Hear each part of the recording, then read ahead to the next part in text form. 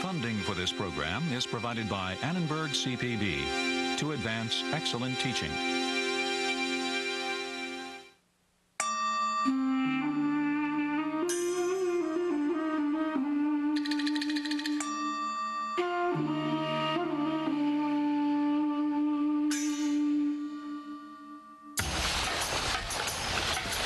In 1432, a pair of Venetian sailors were shipwrecked off the coast of Norway. Like many world travelers of their day, they were curious about the domestic lives of the people they were about to meet. The inhabitants of this place are of so great simplicity of heart and obedient to the commandment of God that they neither know nor imagine what adultery may be. Cristoforo Fioravanti marveled at how his hosts lived. His report suggests that when it comes to the intimate details of family life, even two societies within Christendom could be worlds apart.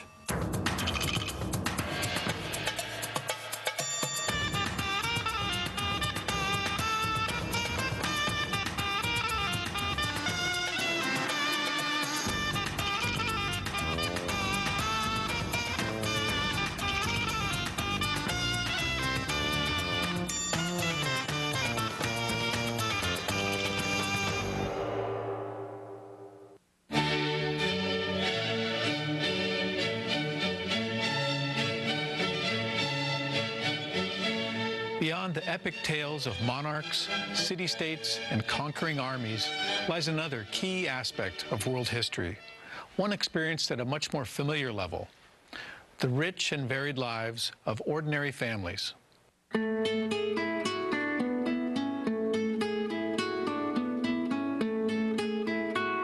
Throughout all of human history, an individual's earliest and most profound experience of the world has likely taken place at home. The universal events of being born into a family, of forging one's first relationships, of managing conflicts in the intimate setting of a household, these are threads that bind together all of humanity. Historians have not always viewed this basic level of human interaction as an appropriate subject for study. But this idea is changing. Now, families and households are seen as essential keys to unlocking some of the major themes of world history. Research makes clear that both families and households assume vastly different forms around the globe.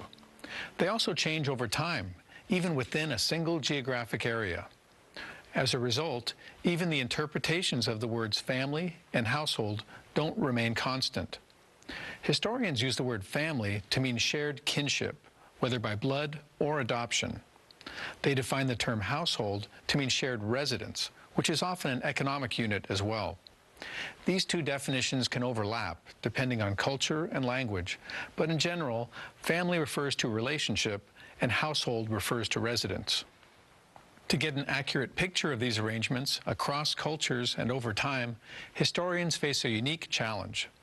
The view of families and households from inside these units and the view of them from outside, say from a political perspective, often don't agree. So researchers must gather evidence from a wide range of sources. Standard public documents may not offer much detail about family life. Today's historians also draw on more personal, first-hand accounts. They look at artifacts, genealogies, literature, and letters. They found that this type of evidence often paints a very different picture of life inside the family than the official versions put forth by church or state. And in recent years, historians have been able to use large-scale statistical databases and computer programs that compile information on families and households to gain yet another perspective. An in-depth look at the family life in 3 different parts of the world will illustrate how this basic social unit has interacted with ideas, institutions, and communities over time. The first example traces the very tightly woven connection between Confucianism and family life in imperial China, from the 2nd century BCE into the 16th century. The second focuses on the spread of Islam through West Asia, beginning in the 7th century CE. And the third looks at European households from the time of ancient Rome through early modern times. Each study reveals the impact of the world on family and of family on the world. What can historians learn as they interpret the intimate details of family and household life? And how do these new findings challenge existing perceptions of the past? The answers often lie in compelling personal tales filled with human drama and emotion. These stories become the most basic threads in the social fabric of world history as they're woven, unraveled, and rewoven over time.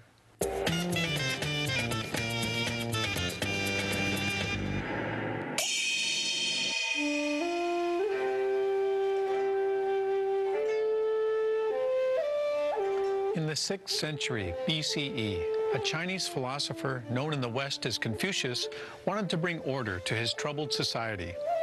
Confucius was born into an age of political and social turmoil in China. The powerful aristocratic clans had weakened, and old institutions were breaking down.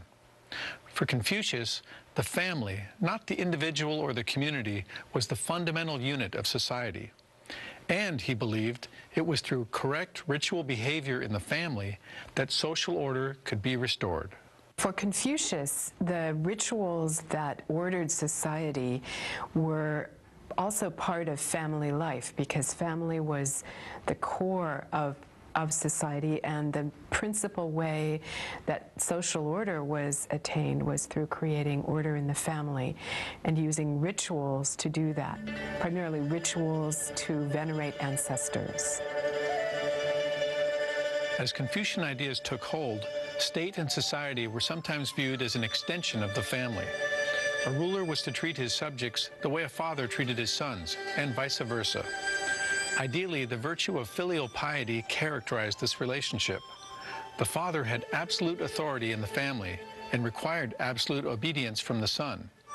In fact, age and gender determined all hierarchy within the family: age over youth, male over female. During the latter Han Dynasty in the 1st and 2nd centuries CE, the ideas of Confucius and his followers began to dominate all realms of Chinese social and political life. One influential interpreter of these ideas was Ban Zhao, who lived in the 1st century CE. The daughter of a famous scholarly family and a noted scholar herself, Ban Zhao wrote Admonitions for Women, a collection of essays that detailed relations within the family, according to Confucian ideals. If a husband does not control his wife, then the rules of conduct manifesting his authority are abandoned and broken. If a wife does not serve her husband, then the proper relationship between men and women and the natural order of things are neglected and destroyed. Ban Zhao's admonitions for women really laid out the ideals of behavior for women. They were prescriptive, not descriptive, of how women should behave, not how they actually lived at the time. For the historical periods after 500 CE, historians have had much more personal documentation available to help them reconstruct the realities of Chinese family and household life. For example, a woman poet named Li Qingzhao, who lived around 1100, wrote a moving recollection of her married life. Every evening after we finished eating, we would sit in the hall called Return Home and make tea. Pointing to the heaps of books and histories, we would guess on which line of which page, in which chapter of which book, a certain passage could be found. Success in guessing determined who got to drink his or her tea first. The kind of perspective that a personal memoir, such as that by Li Qingzhao, gives us is a very, very different one from something like Ban Zhao's admonitions for women, which were prescriptive ideals of behavior. But the personal recollection of Li Qingzhao about her own married life, her recollections of her marriage, give us that intimate personal view of family life that we can't get from official records or prescriptive ideals like the admonitions for women. Confucianism idealized the extended family, but in reality, only a small portion of the population, the elite few, could afford to maintain large households. For poor families, children were a financial burden who were often sold as servants. Confucian ideals contributed to favoring sons over daughters. In contrast to daughters who changed residence after marriage, sons married and resided within the family of birth, caring for their elders. Ideally, they would produce male descendants to continue the ancestral rights and carry on the family line. If a poor family could feed a daughter until she was old enough, she might be sold as a bride, a servant, or even a concubine. By around 1000 CE, Confucian ideals had intertwined with law codes of the state to define the family from an official and legal perspective. But as in other cultures, additional factors played a greater role in shaping the actual experience of family life. Economic realities, regional customs, and individual personalities. By the 16th century, what historians might describe as a more realistic picture could be seen in the life of Gu Ra Pu, a widow who maintained her family after her husband's death. In a letter to her 2 sons, she wrote, "Little did you know that your mother had to battle poverty, illness, and fatigue to keep the family from going adrift. Every fiber and every grain that this family owns are the fruits of my industry and hardship over several decades. Preserve and magnify them." The role of mothers in educating sons, in running households, even in arranging marriages, points to another important aspect of family history. The dividing line between the inner realm of family and the outer realm of community is not always clear-cut. This essential concept can be seen in Islamic family life as well.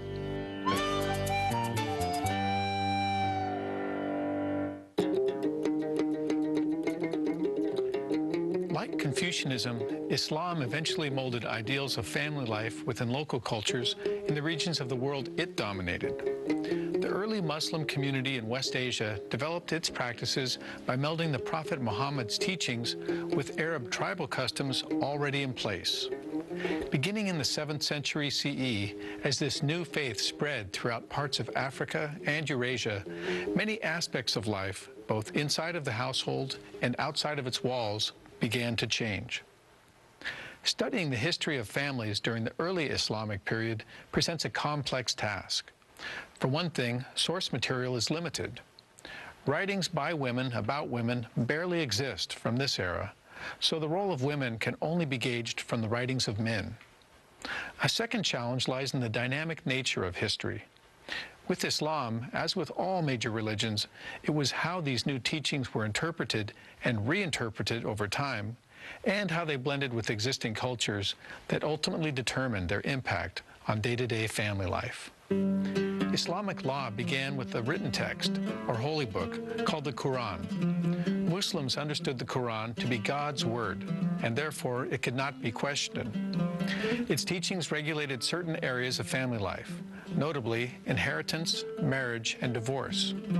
The Quran was also the basis of the Sharia, the dynamic system of Islamic law.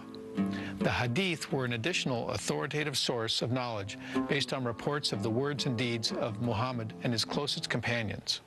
The Quran portrayed women as honorable individuals, equal to men before Allah. But for the most part, the Quran and later the Sharia reinforced male dominance prevalent in West Asia at the time.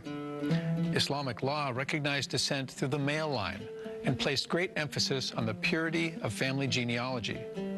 To ensure the legitimacy of heirs, the social and sexual lives of women were subjected to the strict control of male guardians, their fathers, brothers, and husbands. There were queens in ancient Arabian society. We see images of them in from the first millennium BC. We have the story of the Queen of Sheba from the Old Testament. Nevertheless, most scholars believe that the basic Arab tribal structure was predicated on patriarchy, and that there was no general matriarchal phase to it.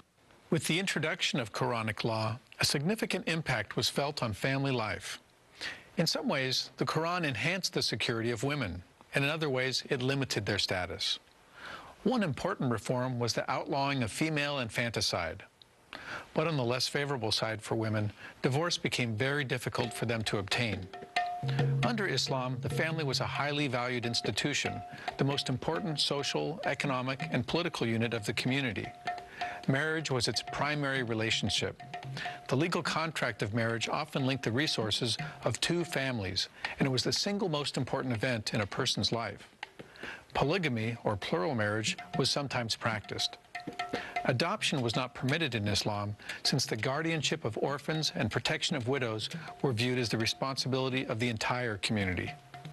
Households under Islam looked inward for strength and satisfaction. They were set up with two concerns in mind: the right of the family to keep its affairs private, and the impact of Islamic law and religious practices on women.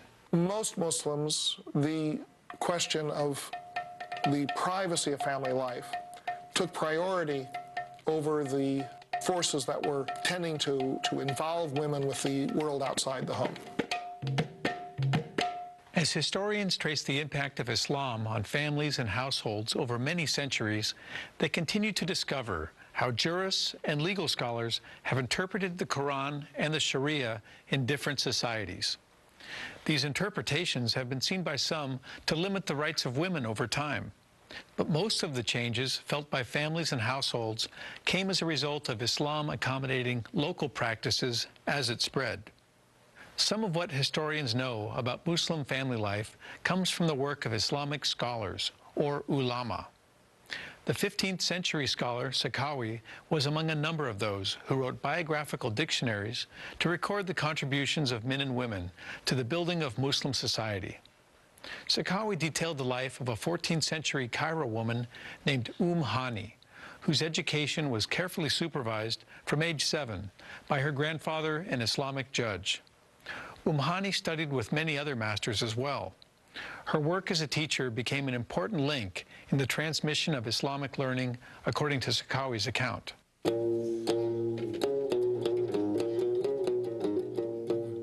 She taught hadith for a long time, and many scholars heard it from her. Personally, everything I have learned from her teachers, I learned through her. She performed the pilgrimage 13 times, often staying for months to study and teach in Mecca and Medina. This record of Hani's life also offers a window into her family's finances. When her grandfather died, her husband claimed the inheritance and used it freely. But after her husband died, she inherited it all. With the money, she bought a great workshop, famous for its enormous size and many spinning wheels.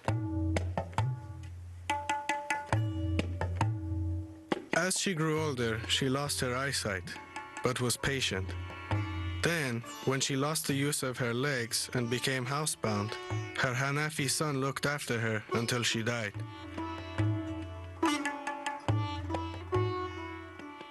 Understanding Hani's involvement in the marketplace, her mobility, and her contribution to Islamic scholarship gives historians a vivid picture of the inner workings of an upper-class family in medieval Cairo. Her life story also provides evidence of how close family ties could offer security to the aging in Islamic communities of the time.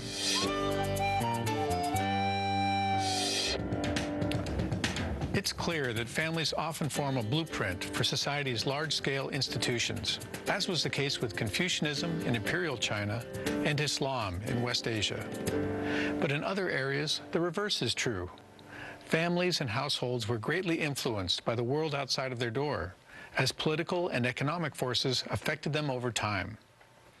By studying European societies over many centuries, historians have discovered a variety of influences that have shaped and reshaped family life, everything from state legal codes to church doctrines to the urbanization of society itself. Legal documents from early Rome reveal that roles were assigned to family members not just by social convention, but by law. These laws dictated a great deal of what went on inside of households, down to the most intimate details of life. Roman families were solidly patriarchal. The father, or pater, was head of the family and had absolute power over slaves, sons, and women, even down to the right of life and death. But as historians trace Roman laws over time, they discover changing attitudes towards marriage and the family. By the 2nd century CE, new laws had placed limits on male power in marriage and recognized the maturity of both parties, and their respective property rights. It had been customary for the bride to bring a dowry to the marriage, but by this time, the groom was expected to bring a wedding gift of his own, called a bride wealth. If the couple divorced, the wife could reclaim all of the property she brought into the marriage, including the bride wealth. With the rise of Christianity in the late Roman Empire, religion reinforced the patriarchal traditions of the past by giving these cultural traditions religious authority. Church teachings began to reshape the family in European societies, as church laws replaced Greek and Roman laws as the most influential force on family life.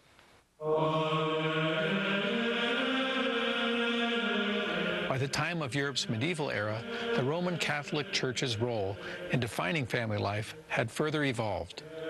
It now extended well beyond its control of marriage, which had officially become a sacrament in 1215. The Church began to assume responsibility for standards and expectations in the most personal aspects of family life. The Church began to tighten its control over family life about the 12th to 13th century. The Church instituted mechanisms that enabled it to peer very deeply into the personal lives of individuals. So, for example, quite apart from standing in front of a priest in order to be married, individuals had to confess their sins to a priest who prescribed penance. And this mechanism allowed the Church to exercise much more direct control over the individual lives of Christians. Medieval households sometimes were centers of economic activity, and they rarely guaranteed the pleasantries that later became associated with a private home life. Even peasants who were relatively prosperous sometimes lived in households that were pretty unpleasant.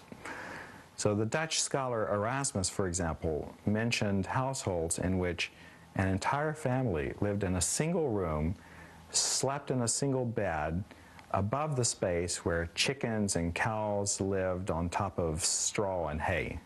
Even though the Roman Catholic Church officially defined the parameters of marriage and family, the secular realm has provided evidence of how families and households were shaped by other factors. For instance, historians have learned a great deal about family life in medieval England from village court rolls. Historians once assumed that during Europe's medieval period, parents from all social classes viewed their children as small adults with no official time of childhood. Indeed, many children were sent out to work by about age 10. But recent scholarship has begun to question some long-held assumptions about the treatment of children. Interpretations have changed over time, influenced by the kinds of sources historians use.